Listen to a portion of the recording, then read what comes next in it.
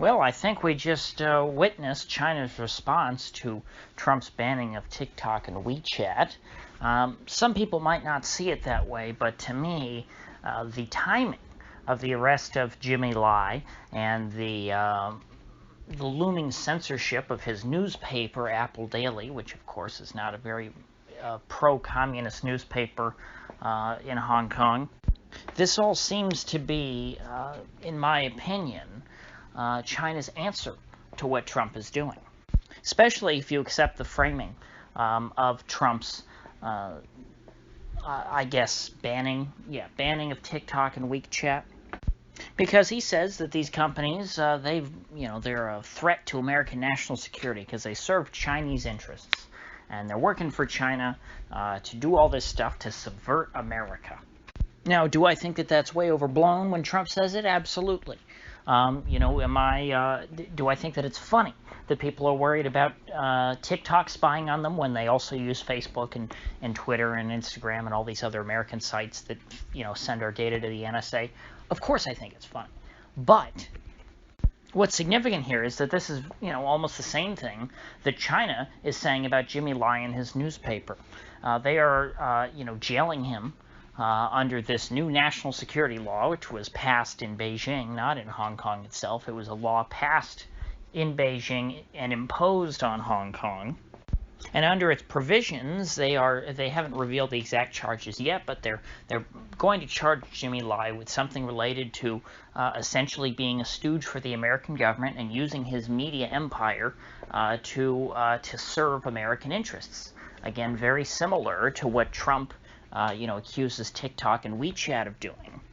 Of course, I guess this is more blatant in China's case, because they're censoring an actual, newspaper, the press, whereas we don't think of TikTok or WeChat as the press, certainly.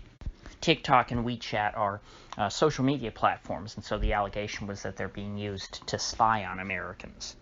I don't think people were. I've seen this accusation a couple times, but I don't think the main accusation against TikTok was just that it was pushing Chinese propaganda, so we got to ban it.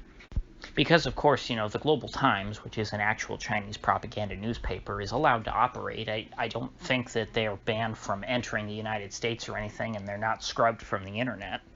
And so, in my opinion, what China's doing is, scarier, certainly, than what Trump did. I don't think that there are too many people in America who are actually scared of what Trump did, because, it doesn't really apply to individual Americans. He decided to get rid of an app because it had foreign ties. That's not really the same as censoring, the speech of its citizens to criticize the government. It's not something that blatant, which is exactly what China's doing. Now, don't get me wrong, it's still scary to think that just through executive order that the President of the United States can shut down businesses and destroy your investments. It would certainly make foreign investors very weary of investing in any businesses in the United States to think that their assets could be seized just through executive fiat without even having to go through, the congressional process. And of course, it's very unconstitutional, but, that's another point. Arresting people directly for just saying things that go against the government's narrative, though, that is it's a very dark place to be, and Hong Kong was not supposed to be that kind of place. When the British, betrayed the people of Hong Kong and handed them back over to China, which was a process that, people tie it back to the late 90s when the final handover occurred, like 1996 or something. But the process began under Margaret Thatcher. So, that was already baked into the cake. You can't blame John Major or whoever it was who was the prime minister at the time of the handoff.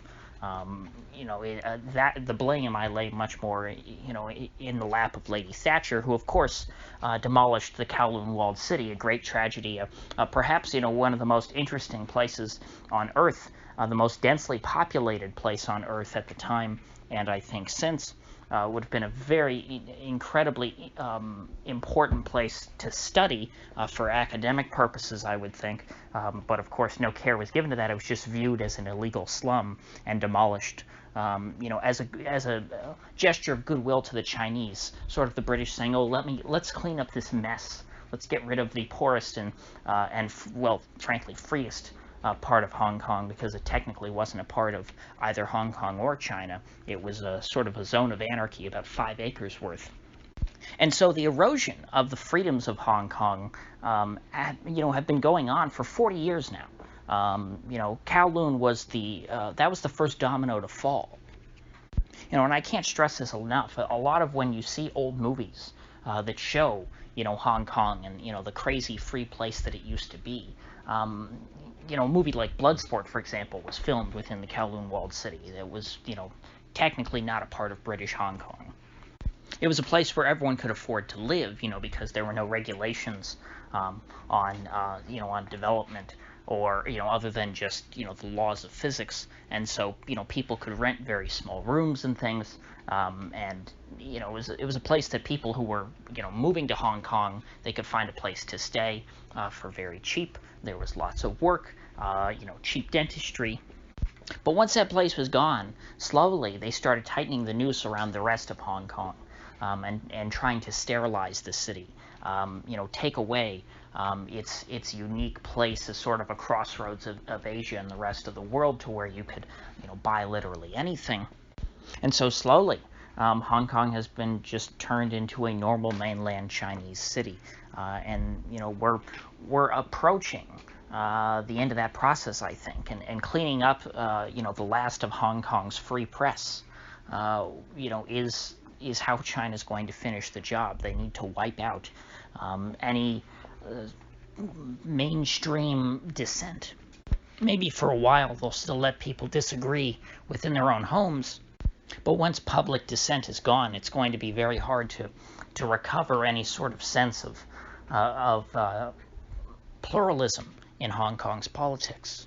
The authorities have been shrinking the Overton window in Hong Kong for such a long time that eventually it will be just like mainland China. Of course, they do have, political debate in communist countries and single-party states. It's an extremely narrow but passionate spectrum. They're very happy to have you, criticize and voice your dissent on individual issues all day long as you don't question the overall system. You can say, oh, gee, I wish the party, would put more care into paving the roads in my neighborhood, but as long as you don't say, gee, I wish we would get rid of the Communist Party, and so that, we could have good roads in my neighborhood, if that makes sense. East Germany had a very similar culture. In fact, a culture of people who wrote letters complaining to the government all the time, but they were always very respectful and always, never questioned the central role of the Socialist Unity Party. This is the future, I imagine, for free speech in Hong Kong that the CCP has in mind for them. They're going to try and put an end to anyone's espousing grand ideas. Certainly, the biggest target is probably independence talk, but, once they snuff that out, there will be plenty more of things that they're going to have to get rid of as they shrink the Overton window to make sure that, people do not have such spirited political differences. And in another 20 years, people probably won't even be able to distinguish Hong Kong from China. People who did not grow up, during a time when Hong Kong was distinct from China, will not know any difference. Probably babies born today will grow up and have no idea, what Hong Kong is, other than, they won't know Hong Kong from Shanghai, from Beijing, from Wuhan. And that will especially be the case. The noose will continue to tighten around Hong Kong as this, new Cold War between the U.S. and China heats up. Now, if the U.S. does, spiral into financial collapse, which I think is quite possible, that might all end. But that won't necessarily mean that things will get better for Hong Kong. But for now, the pressures of this new Cold War are forcing the Chinese to drive out as many subversives as they can, or rather, it's providing a great opportunity to drive out these subversives. Someone like Jimmy Lai is not only a thorn in their side, but now they can claim that because he has dual British citizenship and met with Mike Pompeo and Mike Pence in the past, and I think he even met with John Bolton at some point, that he is in fact a national security threat, not just a thorn in their side. And so him and others, their days are numbered, methinks. So with that said, if you get anything of value out of this video, I'd appreciate you clicking that like button and sharing this video. And if you haven't already, please do subscribe because I do upload every day and I'd hate to have you miss one. So I'll see you folks back here tomorrow.